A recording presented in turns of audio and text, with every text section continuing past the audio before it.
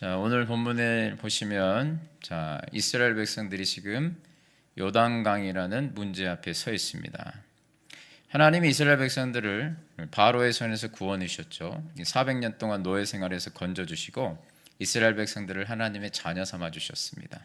그리고 이제 젖과 꿀이 흐르는 가나안 땅을 약속해 주셨어요. 그래서 그 땅을, 그 약속의 땅을 향해 나아가는데 하나님의 백성들에게 지금 문제가 하나 생겼어요. 어떤 문제인가? 요단강이라는 문제가 생겼습니다. 자, 이 요단강은 그냥 무릎 정도 오는 그런 강물이 아니에요. 지금 이스라엘 백성들이 요단강을 건너야 될 시기는 강 수위가 강둑을 넘쳤던, 그러니까 쉽게 건너갈 수 없는 상태였습니다. 15절에 보면은 그 내용이 나와 있어요. 15절에 보시면 요단이 곡식 거두는 시기에는 항상 언덕에 넘쳤더라 이렇게 나와 있어요. 그러니까 이때 당시 학자들에 의하면 한 3, 4m 정도 됐답니다. 깊이가. 그러니까 건널 수 없는 상황이죠. 쉽게 건널 수 없습니다. 장정도 힘든데 특히 아이들이나 여자나 노약자들은 도저히 건널 수 없는 불가능한 문제였어요.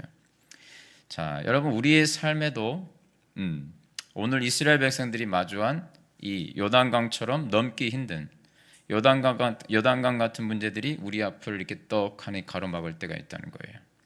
반드시 해결돼야 되는 문제인데 도저히 풀릴 것 같지 않아 보이는 이 한계를 바라보면서 어떻게 해야 될지 모르는 그런 때가 있다는 거예요. 그러니까 종류만 다르지 우리가 다 이런 문제가 있어요. 지나가야 되거든요. 이거 빨리 건너가야 되는데 어떻게 해야 될지 모르는 상황을 만날 때가 있다는 거죠. 자, 이런 상황을 만났을 때 어떻게 풀어야 되는가? 넘기 힘든 이 인생의 요단의 문제를 만났을 때 요단강의 문제를 풀기 위한 영적인 원리 세 가지를 살펴보겠습니다. 자, 오늘 본문에 보시면 요단강 앞에서 이스라엘 백성들에게 여호수아가 하나님 말씀을 전하는 내용이 나오는데 5절을 보세요. 5절 같이 읽어보겠습니다. 자, 여호수아가 이스라엘 백성들에게 요단강 앞에서 뭐라고 지금 첫 번째로 선포하는가? 5절 한번 같이 읽어볼까요? 시작. 여호수아가 또 백성에게 이르되 너희는 자신을 성결하게 하라. 여호와께서 내일 너희 가운데에 기이한 일들을 행하시리라. 아멘.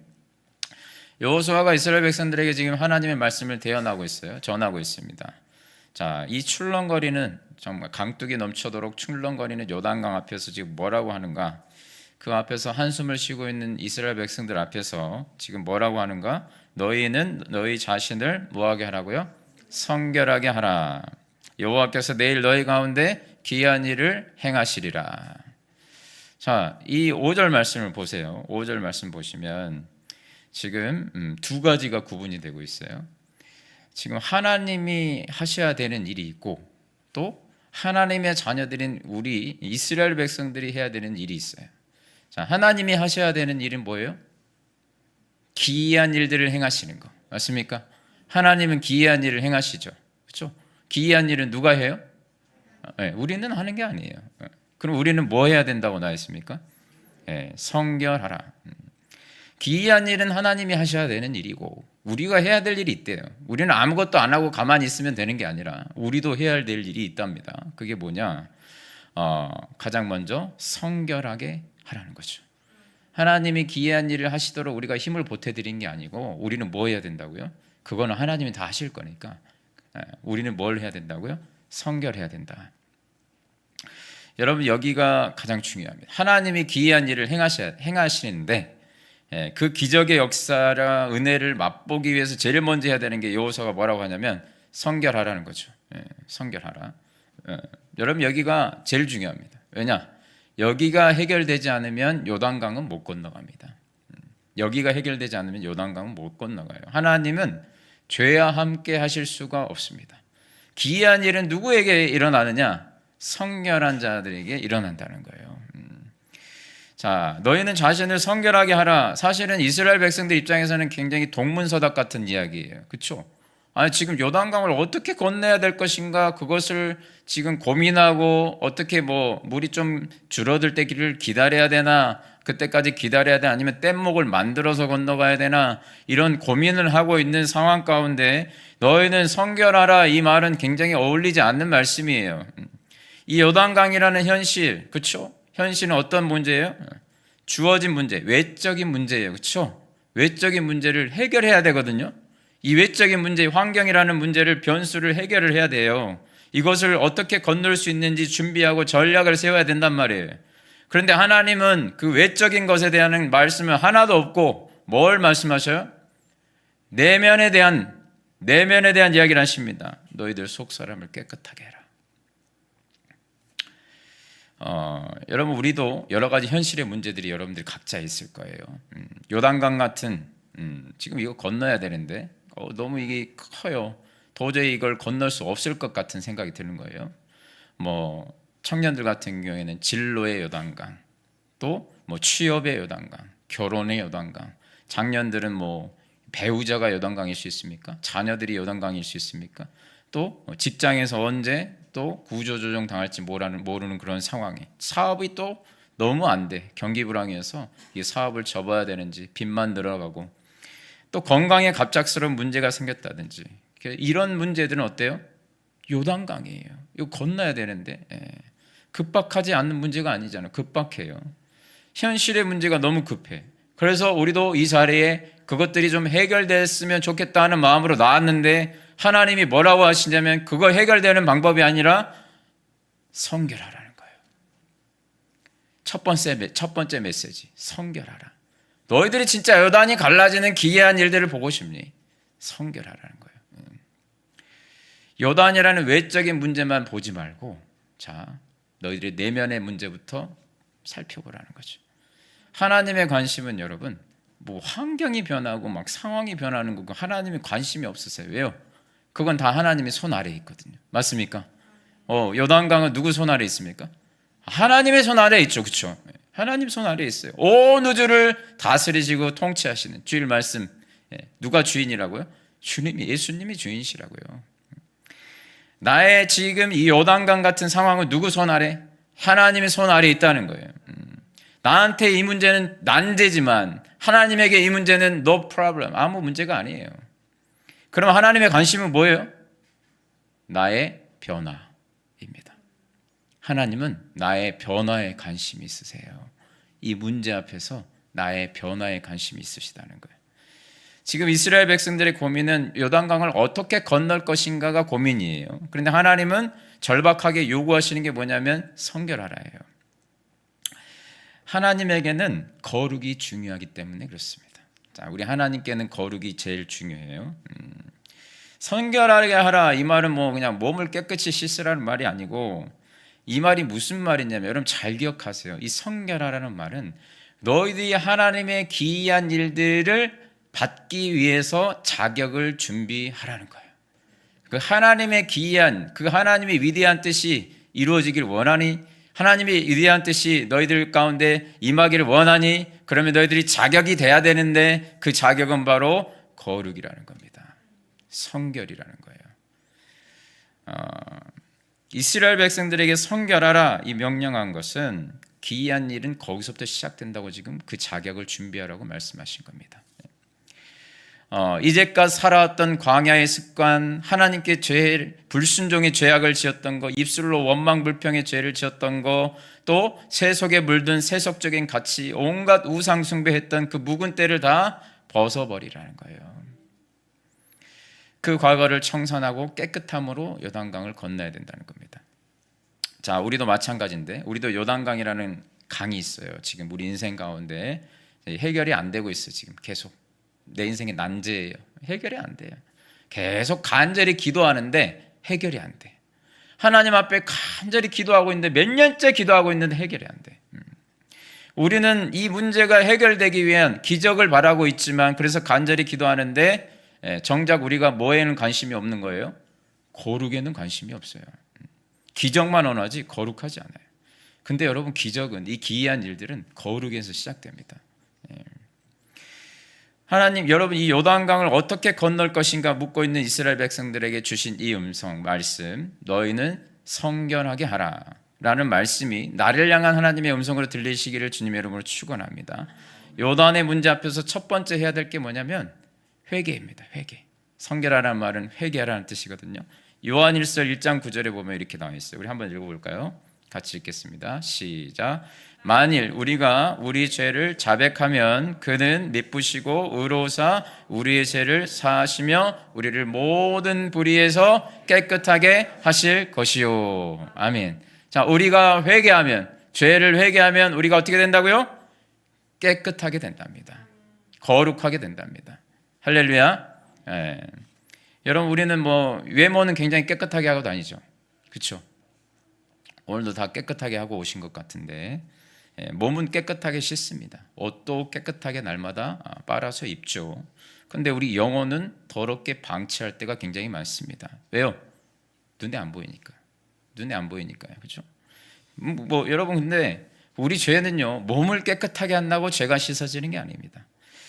주일학교 사역으로 유명한 목사님이 계세요. 최창수 목사님이라는 분이 계시는데, 자, 이분이 이제 설교할 때 한 번은 죄 씻음에 대한, 죄 사함에 대한 설교를 주일학교 학생들에게 할 때 이분이 이게 한 행동이 있습니다. 이 아이들에게 설명을 해주려고 한 행동이 있는데 그 사진 한번 보여주세요. 지금 뭐 하고 있습니까? 생수를 자기 지금 머리부터 생수를 붓고 있어요. 생수 한 통을 2통인가 저분이 붓더라고요. 동영상 보니까. 생수 2통을 보니까 애들이 어때요? 눈이 동그래가지고 완전 집중을 하는 거예요. 목사님 왜 저러시나? 저렇게 한 2통을 붓더니 온몸에 이제 물이 적셔지니까 이분이 뭘 하는가 봤더니 비누를 막 이렇게 해요. 비누를 이렇게 해가지고 머리를 막 이렇게 감는 거예요. 머리를 감아요. 그리고 심지어 세수까지 이렇게 하시더라고요. 다 비누를 칠한 다음에 또 생수 한 2통을 이렇게 부어요. 이렇게 부어요.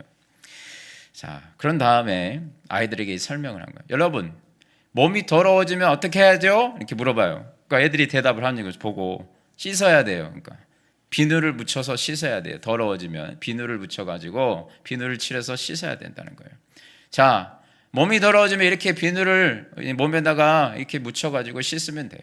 근데 여러분, 우리 마음이 더러워지면 어떻게 해야 되죠? 이렇게 물어보는 거예요. 그러니까 애들이 대답을 못해. 우리 마음이 더러워지면 어떻게 해야 돼요? 그냥 물로 씻으면 돼요? 마음을 이렇게 거머쥔 마음을 이렇게 씻으면 씻어지는 거예요? 이렇게 물어보는 거예요. 대답을 못하는 거예요. 여러분, 우리 마음의 더러워진 마음은 물로 씻을 수 없어요. 예수님의 보혈로 씻을 수 있어요. 이렇게 가르친 거죠.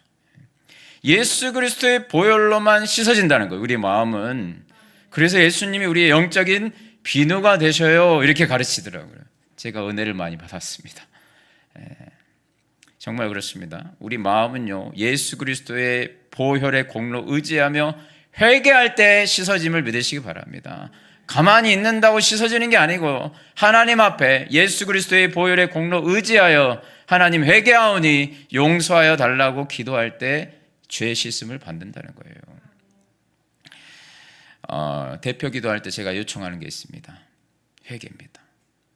하나님의 은혜를 받기 위해서 예배 자리에 나왔는데 회개를 하지 않으면 은혜를 받을 수 없어요. 회개하는 자들에게 은혜가 임하기 때문에 그렇습니다. 여러분, 바라기는 거룩함, 성결함, 이 깨끗함, 이게 하나님의 기이한 일의 시작이라는 걸 여러분들이 기억하시고, 여러분들이 요단의 문제 앞에서 이거 어떻게 해결해야 되지? 누구를 만나야 되지? 뭘 해야 되지? 도대체 이게 어떻게 하면 해결이 되지? 그것만 찾지 마시고 가장 먼저 오늘 하나님이 말씀하신 성결하라, 회개하시기를 주님의 이름으로 축원합니다. 거기서부터 시작돼요.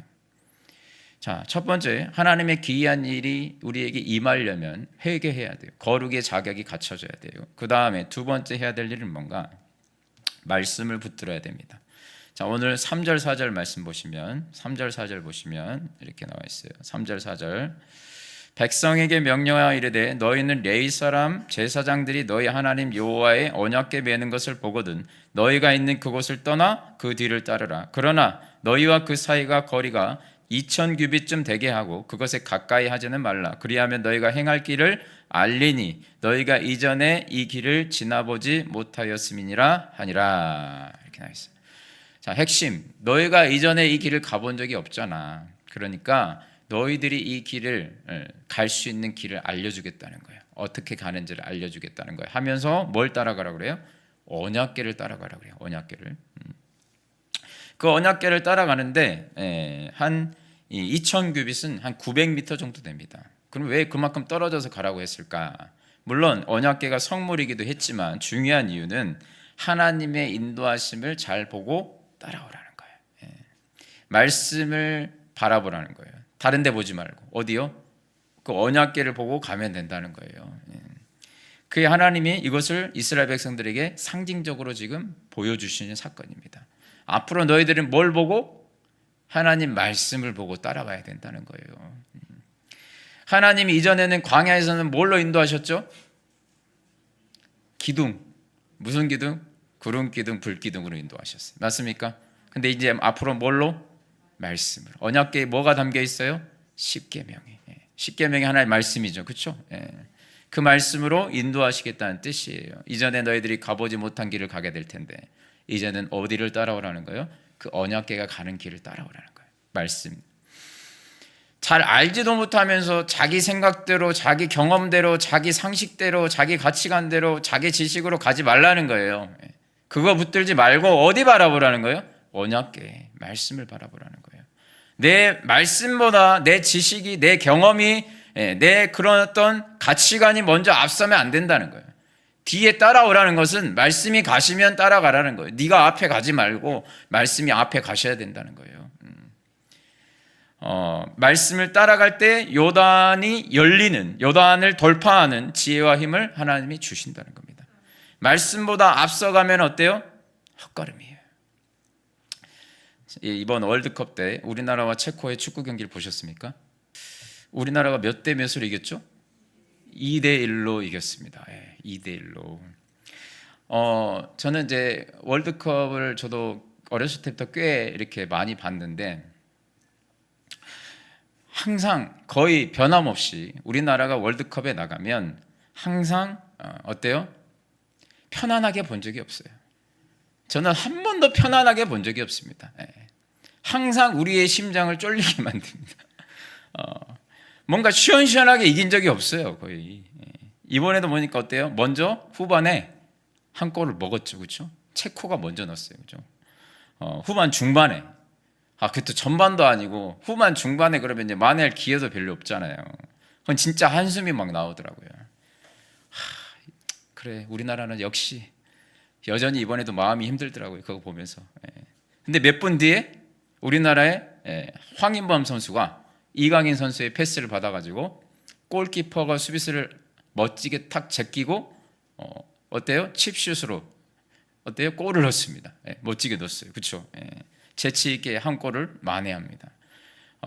그래서 이제 너무 좋죠. 이제 1대1이니까. 그래서 박빙의 경기가 이제 진행이 되다가 또 우리의 마음을 무너지게 하는 한 사건이 일어나죠. 체코 선수들이 어때요? 헤딩으로 골을 넣게 됩니다. 득점이 어떻게 됐다고요? 취소됐어요. 골 먹은 줄 알았는데 부심이 기를 올렸죠. 뭐라고요? 옵사이드, 오프사이드. 축구 경기의 가장 중요한 규칙 중에 하나가 오프사이드입니다. 자, 이 규칙은 뭐예요? 공격수가 수비수보다 먼저 앞서, 공이 오기 전에 앞서 있으면 어때요? 그 앞선 상황에서 골을 넣어도 오프사이드, 반칙이기 때문에 인정이 돼요, 안 돼요? 골 넣고 막 세레머니 했잖아요. 민망하죠, 그렇죠? 민망하게 보셨습니까? 세레머니 막 했는데 어때요? 심판이 깃발이 올라가는 걸 보고 멋쩍게 돌아서더라고요. 그 골은 뭐예요? 무효, 노골이라는 거예요. 세레머니 했는데 노골이에요. 여러분, 이게 영적인 세계에서 동일합니다. 우리가 뭐 아무리 크고 멋진 일을 해도 하나님 말씀을 벗어나서 앞서서 내가 행하면 오프사이드예요. 깃발이 올라가요. 아무리 멋지게 환상적인 골을 넣었어도 노골이에요. 세레머니 멋지게 해도 노골이 더 민망해요. 자, 우리는 골을 넣어서 성공하겠다는 그 열망 속에서 하나님 말씀보다 앞서가는 경우가 굉장히 많습니다. 인간적인 수를 써서 하나님 말씀보다 앞서가요. 사울이 그랬어요. 사울왕의 특징이 뭐예요? 하나님 말씀보다 항상 앞서갔습니다. 자기가 먼저, 지금 사무엘이 오지도 않았는데 뭘 했어요? 제사를 드려버렸어요. 자기가 그냥 해버렸어요. 말씀이 아닌데 말씀보다 앞서가 버렸어요. 아말렉도 진멸하라고 했는데 좋은 것은 진멸 안 하고 하찮은 것만 진멸합니다. 하나님보다 항상 앞서가가지고 옵사이드 반칙을 많이 하죠. 그래서 자기는 골 넣었다고 좋아했는데 하나님이 휘슬을 부시면서 노골, 너는 왕에서 내려와. 하나님 말씀보다 앞서가면 방향을 잃어버립니다. 그래서 기도의 사람 조지 밀러라는 분이 이런 이야기를 했어요. 하나님보다 앞서지 말자. 기도보다 앞서지 말자. 성령보다 앞서지 말자. 하나님 말씀보다 앞서가면 하나님이 휘수를 부십니다. 그리고 오프사이드라고 말씀합니다. 여러분, 하나님 말씀을 바라보고 따라가시기를 주님의 이름으로 축원합니다. 다른 데 보지 마세요. 하나님 말씀을 보세요. 다른 데서 찾지 마시고, 세상에 유튜브 들어가서 찾지 마시고, 성경을 펴서 말씀에서 찾으시길 바랍니다. 마지막 세 번째, 하나님께서 기이한 일을 이제 행하시기 위해서는 마지막 세 번째로 중요한 게 뭐냐면 말씀을 바라보고 그 말씀대로 순종해야 됩니다. 자, 다시요. 말씀을 바라봤으면 그 말씀이 하라는데 어떻게 해요? 순종해야 됩니다. 자, 오늘 8절 한번 같이 읽어볼까요? 8절. 자, 8절 읽겠습니다. 시작. 너는 언약궤를 맨 제사장들에게 명령하여 이르기를 너희가 요단 물가에 이르거든 요단에 들어서라 하라. 아멘. 여기서 핵심이 뭐냐면 들어서라. 들어서라. 자, 강물이 넘치는 때라고 그랬어요. 그런데 요단에 들어서라는 거예요. 이 말이 안 되잖아요. 물이 빠져 죽으라는 거예요, 뭐야? 그렇죠? 말이 안 되는 말씀이에요. 그렇죠? 그렇습니까? 상식적으로 물이 이제 가라앉고 좀 물이 마른 상태에서 뭐 무릎 정도 되면은 그때 들어서는 거잖아요. 그런데 지금 강둑이 넘치고 있단 말이에요. 그런데 뭐라고 하는 거예요? 들어서라. 이렇게 하는 거예요. 들어서라. 자, 들어서면 어떻게 된다고 말씀하십니까? 이런 약속을 해주세요. 13절. 너희들이 그렇게 내 말을 순종해서 들어서면 13절에 약속이 일어납니다. 약속 같이 읽어볼게요. 13절 시작. 온 땅에 주 여호와의 궤를 맨 제사장들의 발바닥이 요단물을 밟고 멈추면 요단물 곧 위에서부터 흘러내리던 물이 끊어지고 한 곳에 쌓여 서리라. 아멘. 들어서면 어떻게 된다고요? 물이 끊어지고 한 곳에 서게 된답니다. 이렇게 한 곳에 쌓이게 된다네요. 자, 하나님이 지금 이스라엘 백성들에게 요단강을 갈라준 다음에 건너라고 하지 않으시고 그냥 약속의 말씀을 주시고 요단 강물이 넘치고 있는데, 자, 이 말씀에 따라 지금 뭐라고 하는 거예요? 들어서라. 들어서라는 거예요. 들어서라. 내 말대로 하면 13절에서 갈라지게 될 거야. 이렇게 이야기하십니다. 자, 말씀에 순종하면 너희들이 어때요? 기이한 일들을 보게 될 거야. 지금 단계가 있죠. 먼저는 거룩이라는 자격을 갖춰야 되고, 그 다음에 말씀을 바라보고, 그리고 말씀대로 순종하는 거예요. 이게 3단계예요. 3단계. 자, 이 말씀의 순종은 뭐가 있어야 돼요? 믿음이 있어야 돼요. 믿음. 그러니까 교회에서 왜 그렇게 믿음을 강조합니까? 믿음이 없으면 뭐가 안 돼요? 순종이 안 되니까요. 말씀을 알아요. 아는 것과 순종하는 건 큰 차이예요. 그렇죠. 지금도 들어서 알아요. 3단계 들었어요. 알아요. 근데 뭐 하지 않으면, 순종하지 않으면 기이한 일은 일어나지 않아요. 아무리 성결을 준비하고 아무리 말씀을 알아도 마지막에 뭐 하지 않으면, 순종하지 않으면 안 갈라져요. 중요하죠. 순종은 믿음으로 순종할 수 있습니다. 하나님은 여러분 항상 뭘 주신다고요? 약속을 주십니다. 현찰을 주지 않으세요. 하나님은 일하시는 방법을 여러분들이 지금까지 성경도 보고 여러분들의 삶 속에 보시면 하나님은 항상 뭘 주십니까? 약속을 주세요. 말씀을 주세요. 우리는 눈에 보이는 현찰을 원하지만 하나님은 우리에게 약속의 말씀을 먼저 주시고, 오늘 요단강 앞에서도 이스라엘 백성들에게 뭐만 주신 거예요? 이렇게 하면 이렇게 될 거야 약속을 주신 거죠. 갈라주신 게 아니에요. 근데 우리는 뭐예요? 일단 갈라주세요. 그러면 내가 갈게요. 근데 하나님 뭐예요? 내가 가를 거니까 일단 가. 그렇죠? 항상 그래요. 우리는 이렇게 핑퐁이에요. 하나님은 우리에게 절대 현찰을 주지 않으십니다. 하나님은 언제나 약속을 주십니다. 왜요? 우리와 거래하기를 원하지 않으세요. 하나님은 우리와 뭘 원하십니까? 믿음의 관계를 원하세요. 언제부터? 태초 때부터. 아담에게 약속을 주셨죠. 선악과 따먹지 말라.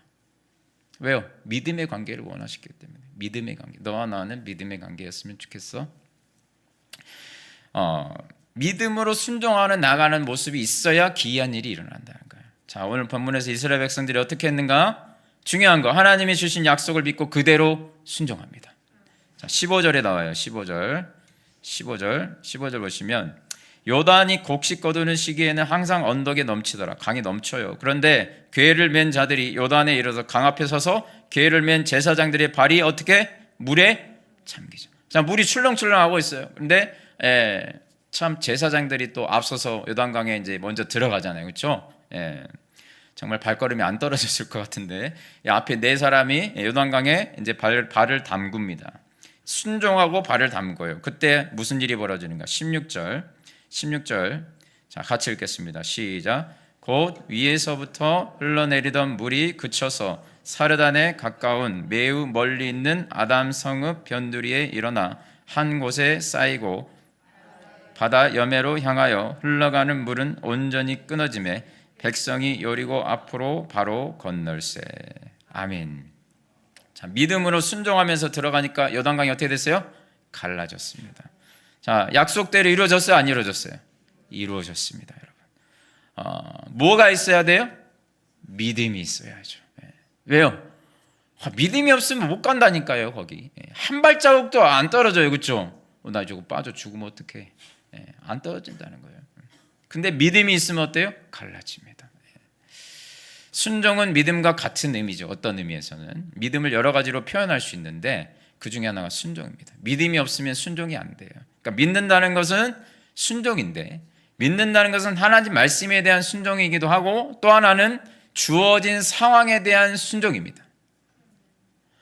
하나님 말씀을 믿는다는 게 그냥 단지 선언하는 게 아니고요, 순종하면서 하는 건데, 왜 우리가 순종이 잘 안 되냐면 주어진 상황에 대한 순종이 안 되는 거예요. 이런 상황에 대해서는 못 하겠다는 거예요. 이런 상황에서는 요단강이 앞에 만나면 이 순종이 어려워지는 거예요. 자기가 생각하는 상황이 펼쳐지지 않으면 순종이 안 돼요. 그냥 뭐 하려고요? 그때부터는 그냥 피해요.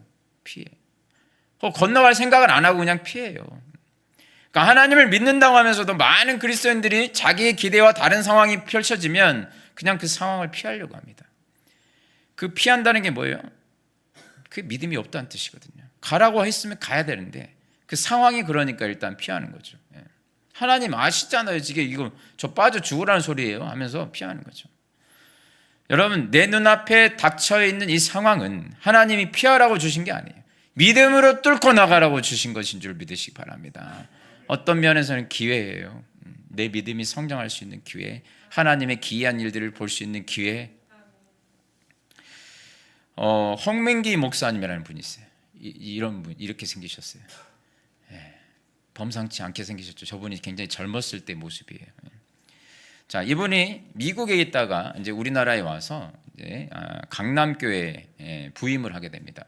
고등부 이제 목사님으로, 담당 목사님으로, 담임 목사가 아니라 고등부 담당 목사님으로 부임을 해요. 내려주세요. 이분이 이제 부임을 해가지고 첫 여름 수련회, 지금처럼 여름 수련회를 준비하는데 이제 7월 말에 일정을 잡았어요. 그때 이제 방학을 하니까 7월 말에 일정을 잡았어요. 그래서 이제 준비하면서 아이들에게 이제 신청서를 이렇게 나눠주고, 그러다 이제 신청서를 받는데 그 아이들 중에 3분의 2가 불참이라고 이렇게 되는 거예요. 불참, 참석을 못 한다는 거예요. 그래서 이제 이유를 알아봤더니 방학을 했는데 왜 참석을 못 하냐. 그런데 대부분이 그 기간에 학원을 가야 되기 때문에 수련회 참석 못 한다는 거예요. 그래서 그 홍민기 목사님이 주중에 학원을 찾아갑니다. 학원을 찾아가요. 그러니까 가장 아이들이 많이 다니는 학원을 찾아간 거예요. 그 아이들 중에서 3분의 2가 못 간다고 했을 때 봤더니 어느 학원 다녔냐 봤더니 이 학원을 제일 많이 다니는 거예요. 그 학원을 찾아갑니다. 그래가지고 원장실에 들어갔어요. 그러니까 누구세요? 그러죠. 전혀 목사라고 생각하지 못했을 거예요. 누구세요? 이렇게 물어봐요. 저는 강남교회 고등부를 담당하는 홍민기 목사입니다. 이렇게 대답을 해요. 무슨 일이십니까, 목사님? 이렇게 물어본 거죠. 원장님이 이렇게 이야기합니다. 제가 우리 아이들을 7월 말에 여름 수련회를 데려가려고 하는데 준비하고 있는데 거의다가 아이들이 불참 신청을 낸 거예요. 봤더니 다 여기 거의 다니고 있더라고. 이 학원에. 이 학원 때문에 못 간다는 거예요. 그래서 제가 원장님께 좀 부탁을 드리러 왔습니다. 수련회 기간에 좀 학원 문을 좀 닫으시든지 아니면 학원 좀 휴강을 해 주십시오. 조치를 좀 해 주십시오. 저는 아이들 데리고 수련회 가야 되겠습니다. 여러분, 원장님 어땠을까요? 어이가 없잖아요. 그렇죠? 뭔 소리 하고 있나? 목사님 뭔 소리 하고 있습니까? 이렇게 물어본 거죠. 지금 당신이 애들 성적 떨어지면 책임질 겁니까? 이제 물어본 거예요. 홍민기 목사님한테. 나가세요. 이렇게 원장님 나가라고 그런 거예요. 그때 홍민기 목사님이 나가면서 한마디 말을 남겼습니다. 원장님, 성경책에 보면요, 여리고성이라는 성이 있는데 그 성이 이스라엘 백성들이 일주일 동안 하루에 한 번씩 성을 돌고 7일째는 7번 돌았어요. 총 13번 돌았더니 그 여리고성이 무너진 일이 일어났습니다. 제가 오늘부터 일주일 동안 이 학원을 돌겠습니다. 실제예요, 여러분. 네, 실제. 그리고 이제 당차게 딱 문을 닫고 나온 거예요. 근데 나오면서 이제 목사님이 약간 후회가 됐어요. 내가 지금 뭔 소리를 했나. 자기도 모르는 거 이제 믿음으로 선포를 했죠. 그래도 목사님이 믿음으로 말을 내뱉었으니까, 믿음으로 내뱉었으니까 해야 되지 않겠나 해가지고 진짜로 13번을 돈 겁니다. 그리고 일주일 뒤에 다시 원장실에 찾아갔어요. 그랬더니 그 원장님이 놀랍게도 태도가 완전히 180도 달라져 있어요. 그래서 아유, 목사님 어서 오세요 하면서 이렇게 앉으세요 이렇게 하더래요. 그래서 목사님, 사실 제가 목사님이 왔다 간 뒤에 제가 원래 안 그러는데 이상하게 막 의자가 흔들리는 것 같고 책상이 좀 흔들리는 것 같고, 그래서 제가 며칠 동안 잠을 못 잤어요. 수련회 언제라고요? 애들 데리고 가십시오. 진짜 여러분, 지진이 일어난 게 아니라 이 원장의 여리고 같은 마음이 무너져 내린 거예요. 할렐루야. 그래서 홍빈기 목사님이 믿음으로 요단강을 갈랐다, 믿음으로 여리고성이 무너졌다, 그 간증을 하시더라고요. 여러분, 하나님을 제한하지 마십시오. 할렐루야. 하나님을 제한하지 마세요. 지금까지 안 됐는데요, 목사님. 그럼 지금까지 안 됐으면 계속 안 되는 거예요? 안 되는 거냐고요. 그럼 이런 일들은 어떻게 일어나요? 그렇게 해보셨습니까? 그렇게 해보지도 않고 어떻게 하십니까? 거룩을 여러분 위해서 간절히 가슴을 치며 회개하고 울어보셨습니까? 여러분들이 말씀을 그렇게 집중적으로 말씀만 바라보면서 가고 계셨습니까? 그리고 알고만 있는 게 아니라 순종까지 하셨냐고요. 그렇게 했을 때 이 기이한 역사들이 일어났다는 거예요. 여러분, 이제 지금 여러분 여기 계신 분들은 수요 예배 정도 나오실 분들은 그걸 아셔야 돼요. 어느 정도 신앙이 이제 있으신 분들이잖아요. 하나님은 홍해는 어때요? 갈라주시고 난 다음에 건넜죠. 그렇죠? 그렇지 않습니까? 홍해는 이미 갈라주시고 난 다음에 이스라엘 백성들이 건넜어요. 갈라진 다음에 마른 땅 된 다음에 건넜어요. 근데 요단강을 건널 때는 어때요? 방식이 달라졌어요. 그렇죠? 뭐예요? 들어가면 갈라질 거라는 거예요. 들어가면 갈라질 거라는 거예요. 여러분, 하나님요, 이제 너희들은 초신자가 아니라는 거예요. 홍해를 경험했으니 이제는 뭐라는 거예요? 믿음으로 순종하는 그런 발걸음을 거두라는 겁니다. 발걸음을 내디드라는 거예요. 성숙한 믿음을 하나님이 요구하시는 거예요. 그러니까 성숙한 믿음이 뭐예요? 안 될 것 같은 상황에서도, 불가능해 보이는 상황에서도, 절망스러운 상황에서도 온전한 믿음으로 순종하는 거죠. 그게 성숙한 믿음입니다. 다 안 된다 그래도, 다 모두가 안 된다 그래도 하나님이 말씀하셨으면은 그 말씀대로 순종해 보는 거죠. 그게 성숙한 믿음이에요. 될 것 같은 일에 순종하는 거 누가 못합니까? 그래요? 안 그래요? 안 그래요? 될 것 같은 일에 순종하는 거 누가 못해요? 될 것 같은 일에만 간다면 뭔 믿음이 필요합니까? 그냥 확률로만 할 것 같으면 세상에 AI한테 물어봐서 될 것 같아? 거기다 물어보고 하면 되잖아요. 맞습니까? 믿음이 왜 필요한 건데요? 불가능한 상황, 안 될 것 같은 상황, 그때 믿음 필요한 거 아니에요? 왜요? 믿음이 뭔데요? 하나님은 전능하시다는 거 아닙니까? 우리 크리스천의 믿음이 이제 사라지는 시대에 살고 있습니다. 관상용이에요. 그냥 교회에다가 걸어놓고 다니는 것 같아. 집에 갈 때 다 걸어놓고 가요. 믿음은 여기다 놔두고 갈게요. 그래서 세상에서는 또 확률로 살아요. 믿음으로 살지 않습니다. 우리 신앙에도 보면 홍해 신앙이 있고 요단강 신앙이 있습니다. 계속해서 이 홍해 신앙만을 바라고 갈라지면 갈게요, 이런 모습으로 있는 성도들이 굉장히 많습니다. 근데 하나님이 오늘 말씀하시는 거예요. 요단의 신앙을 지금 요구하십니다. 이제는 너희들이 믿음으로 내디드라는 거예요. 두려워하지 말고 믿음으로 내디뎌 보라는 거예요. 언제까지 보고 갈래? 이제 믿고 가라. 이게 하나님이 주시는 메시지입니다. 여러분, 신앙생활 한 지 오래되셨다면 이제는 초보적인 신앙에 머물러 계지 마시고 이런 믿음으로 요단강을 발을 내딛는 저와 여러분 되실 수 있길 바랍니다. 그랬을 때 기이한 역사가 일어납니다. 아무리 성결하고 말씀을 많이 알아도 순종의 발걸음을 믿음으로 내딛지 않으면 이 기이한 역사는 성경에서만 나타나고 끝나는 거고 내 삶에서는 없어요. 오늘 말씀을 정리합니다. 우리 개인적으로 건너야 될 요단이 있는데 뭐 가정에서도 직장에서도 그리고 교회에서도 다 넘어야 될 요단강이 있습니다.